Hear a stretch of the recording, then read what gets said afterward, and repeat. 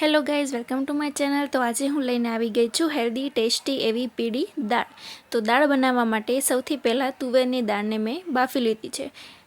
તુવેરની દાળમાં બાફતી વખતે જ મેં તેમાં મીઠું એડ કરી દીધું છે। હવે આપણે આ દાળને બ્લેન્ડ કરી લેવાની છે। ત્યાર પછી દાળ વઘારવા માટે સૌથી પહેલાં મેં 2 પડી તેલ લીધું છે। તેલ ગરમ થાય ત્યાર પછી તેમાં 1 ચમચી જીરું, અડધી ચમચી હિંગ અને લસણની કટકી એડ કરી છે। અહીં મેં 7-8 કળી લસણ લીધું છે અને તેની કટકી કરી લીધી છે।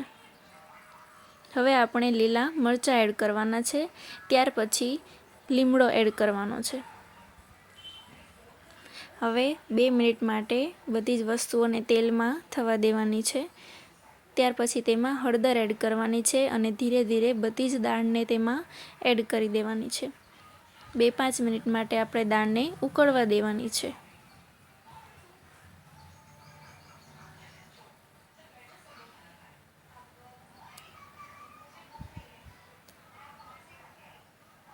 તો અહીંયા આપણી દાળ રેડી થઈ ગઈ છે। હવે આપણે તેને સર્વ કરી લઈએ।